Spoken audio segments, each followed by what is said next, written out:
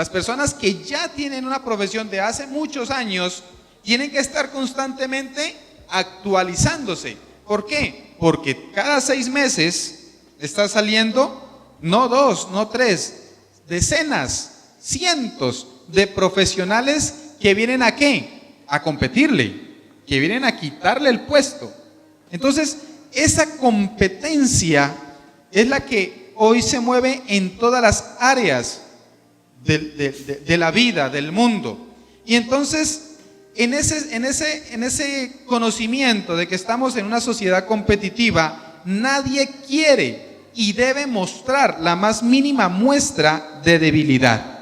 Nadie quiere mostrar debilidad ante un mundo tan competitivo, porque si esto llega a ocurrir, empezará a ser relegado por otras personas que muestren menos debilidad, que muestren más competencia, que tengan la capacidad de hacer las cosas de mejor manera a las que la estaba haciendo la persona o usted.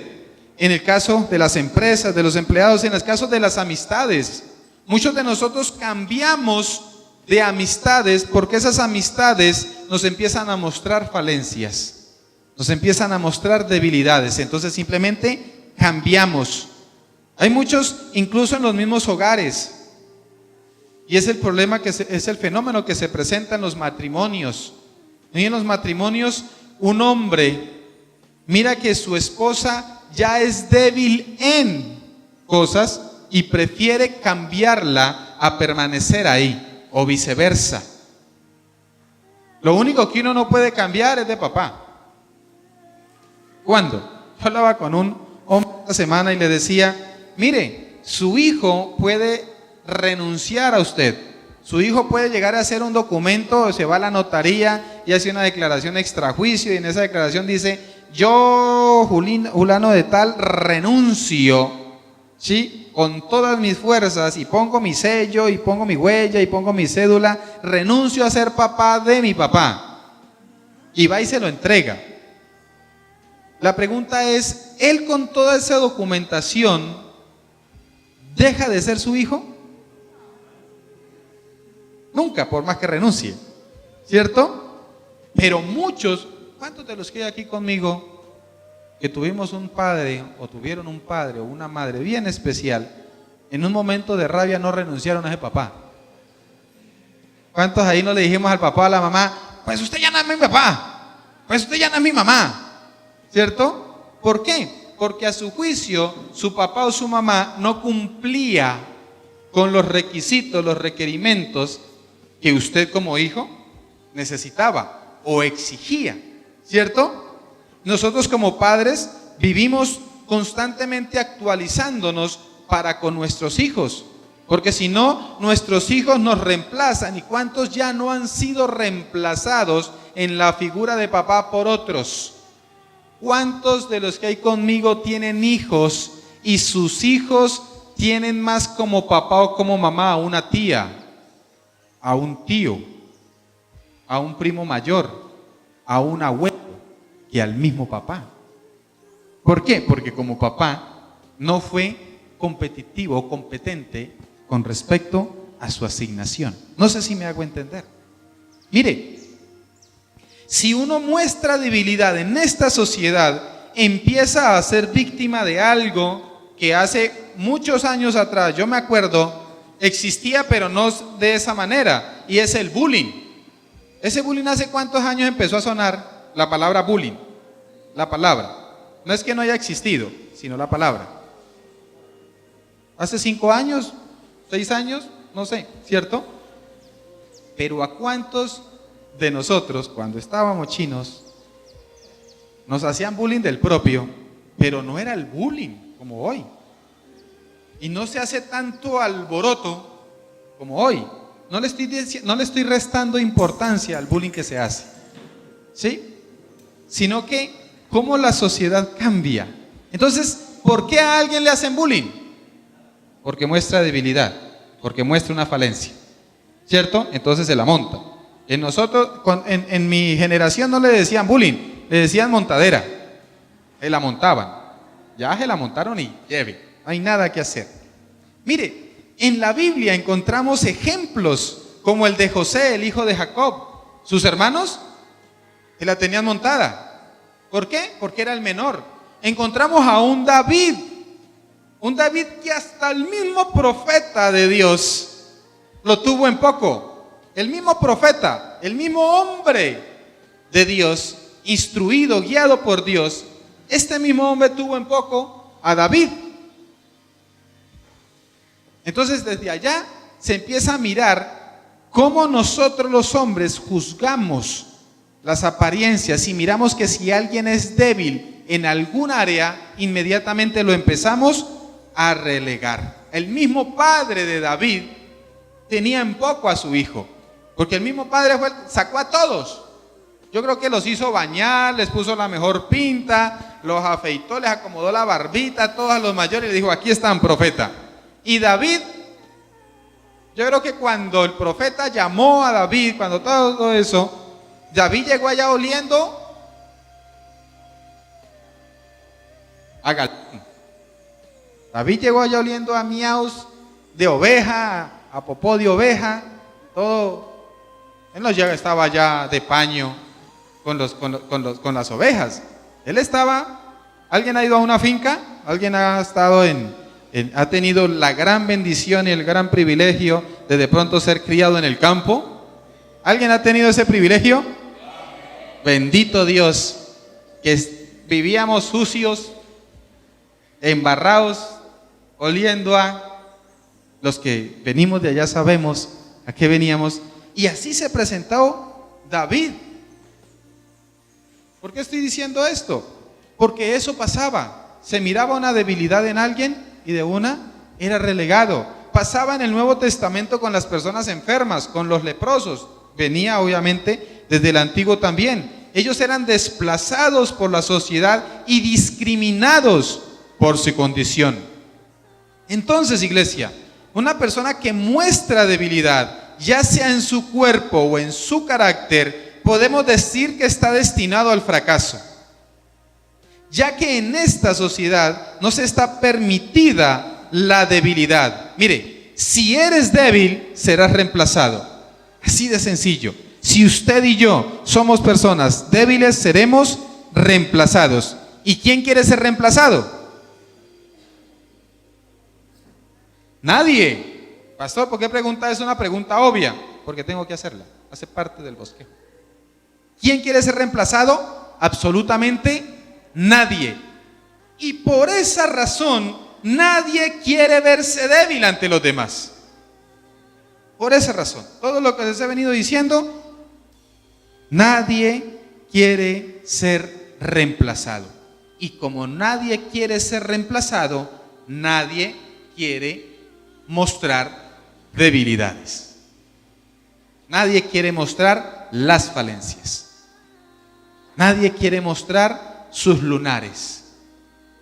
Y una persona que no tiene la capacidad, que tiene muchas debilidades, pero no quiere ser reemplazado, no quiere ser relegado, entonces empieza a tener una apariencia de fuerte, de fortachón, de sabio, de sabia.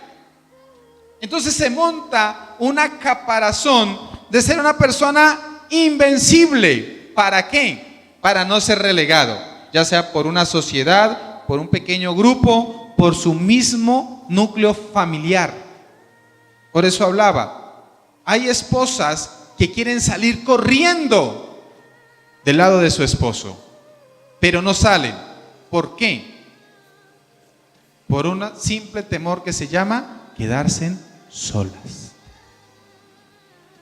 Y no tienen la capacidad de realmente mostrarse a su esposo y decirles que estoy cansada de esto, de esto, de esto, de esto, de esto. Porque al mostrar eso, muestra una debilidad, según ella, o según él, pongamos ambos casos. Y si lo llegase a mostrar, entonces, ¿qué será lo posible? Que sea reemplazado. Entonces prefiere quedarse ahí, en esa situación. Es lamentable ese punto, iglesia. Mire, debido a eso, a que nadie quiere ser reemplazado, vivimos en un ambiente de quién es el más fuerte. Y esto se ve en todos los escenarios, como lo decía hace un momento, en el trabajo, entre compañeros. ¿Cuántos de los que hay aquí que trabajan en una empresa tienen sus rencillas con sus compañeros de trabajo? Y entre compañeros viene ese celo, no ese celo de que él lo haga mejor que yo o yo lo haga mejor que él, sino ese celo de que apenas se equivoque, yo me paso por encima de él para quitarle el lugar, para ganarme el favor delante de mi jefe, delante de las personas que están en autoridad sobre mí dentro de la misma empresa. En las familias se presenta eso, entre hermanos, entre esposos, ya lo comenté. Mire, en la misma iglesia pasa eso, entre pastores, entre líderes. A ver quién es el más grande, a ver quién es el más fuerte, a ver cuál es la iglesia que tiene más gente, la iglesia que tiene más peso, el pastor que tiene más unción, el pastor que tiene más presencia de Dios. Y es una rivalidad entre líderes, entre supuestamente hombres y mujeres de Dios. ¿Y por qué se presenta esa rivalidad? Porque no queremos ser reemplazados. Entonces nos queremos hacer los más fuertes. Y dentro de ese afán cometemos un gran problema. Y es que generamos división. División en el trabajo, división en la familia, división en la iglesia. En la familia a veces pasa, nosotros como padres de familia generamos un gran problema en nuestros hijos. Y es que nosotros como padres, yo como esposo, como papá, voy y le hablo mal a mis hijas de mi esposa. O mi esposa va y le habla mal a mis hijas de su papá. Eso pasa. Eso sucede. Y no nos estamos dando cuenta, padres, que estamos generando en el corazón de nuestros hijos división. Porque entonces nuestros hijos empiezan a inclinarse hacia su papá o hacia la mamá. Y ese es un problema, ese es un conflicto. Entre los líderes se complica en una iglesia, es tan difícil, yo no sé por qué es tan difícil. El nivel de sujeción, el entender que Dios es un Dios de orden, el entender que Dios estableció una cabeza, una cobertura, y que esa cobertura ha sido delegada, y que esa que es la cobertura delega a otras autoridades. Nosotros como iglesia estamos organizados. La iglesia está establecida sobre el fundamento de los apóstoles y los profetas. ¿Cuál era el fundamento de los profetas? Que iba a venir un redentor, que iba a venir un Mesías, que iba a venir alguien a traer libertad al pueblo. Ese era lo que profetizaban los profetas, ¿o no? Ese era el fundamento, esperar al Mesías, esperar al Redentor. ¿Y cuál era el fundamento de los apóstoles? Jesucristo. Ellos predicaron a Jesucristo. Entonces, ¿cuál es el fundamento de los profetas y de los apóstoles? Jesucristo.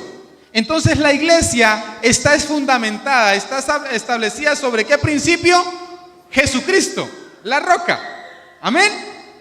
Ese es el principio. Ahora, ahí Dios establece en la iglesia 5 ministerios. ¿Cuáles son los 5 ministerios?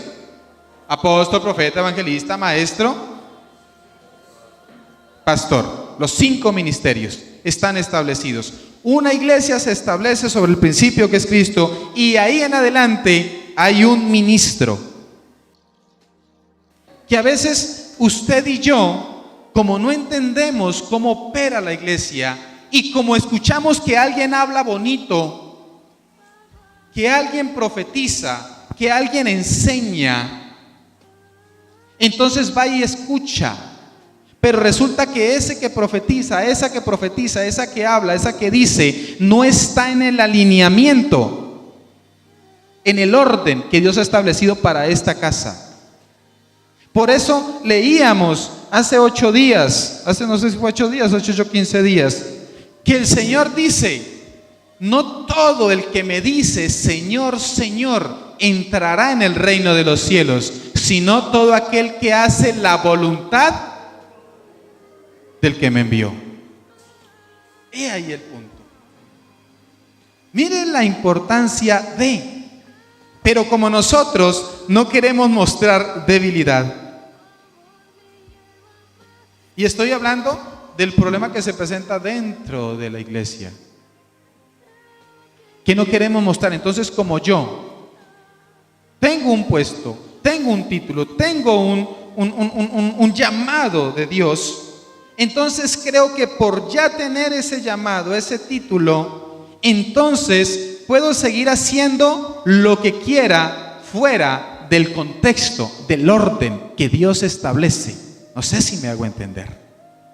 Hay un orden, como en la casa. ¿Quién manda en la casa? El hombre, el papá, es el que manda. Después del papá, ¿quién manda? La mamá. Papás, los hijos no mandan. Entendámoslo primero nosotros. Mire, para el mundo, el hecho que tú y yo seamos cristianos es sinónimo de debilidad, de fracaso. ¿A cuántos de nosotros no nos han criticado? ¿Cuántos de nosotros desde hace mucho tiempo el Señor venía hablándonos de su amor, de su misericordia? Pero nosotros no. Porque el ser cristiano es sinónimo de debilidad. No es que nosotros los cristianos tenemos la capacidad de levantar las manos y rendirnos. Nosotros los cristianos tenemos la capacidad de quebrantarnos. Nosotros los cristianos tenemos la capacidad de ir a decirle a otro: me equivoqué, ¿me perdona? ¿Te perdono? Entonces eso para el mundo es sinónimo de debilidad, usted es un fracasado. Una persona que está allá en el mundo y tiene su matrimonio bien, tiene su economía solvente, que tiene todo, esa persona usted va y le predica el evangelio y dice: yo creo en Dios, pues yo no necesito ir por allá, yo estoy bien. He ahí el punto. Mire lo que dice, ahora sí vaya la palabra, 1 Corintios capítulo 1, versículo 18. Y dice la palabra, 1 Corintios 1, 18. Los que están acostumbrados al videobeam necesito que me ayuden a orar y a actuar. ¿Por qué? Porque el videobeam se dañó. ¿Sí? Un videobeam está estipulado para que opere, ¿cuántas horas, Pastor Elio? Son de 1600 horas del operar y llevábamos más de 2600. Y el miércoles sacó la mano. ¿Cuánto vale un videobeam, pastor? Alrededor de 3 millones de pesos. ¿Sí? ¿Cuántos dicen yo?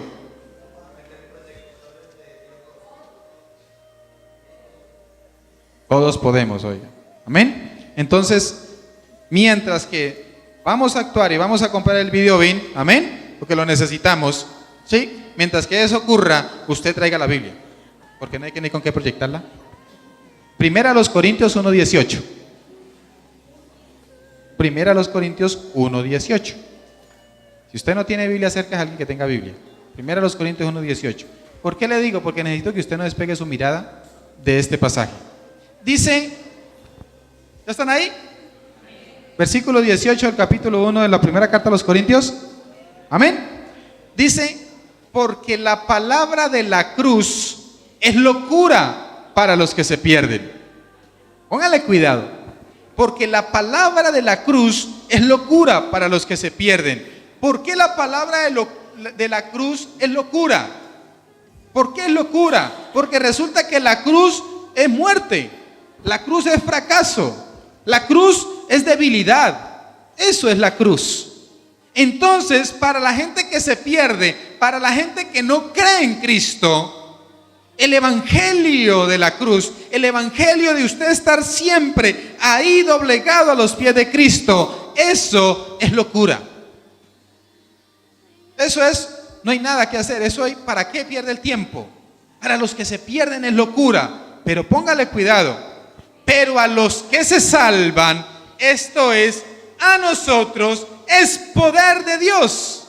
Pues está escrito, póngale cuidado lo que está escrito, ¿Qué está escrito? Destruiré la sabiduría de los sabios y desecharé el entendimiento de los entendidos. Mire lo que hace Dios a usted y a mí, que anhelamos y nos las picamos de ser sabios. Él dice que coge y destruye la sabiduría de los sabios.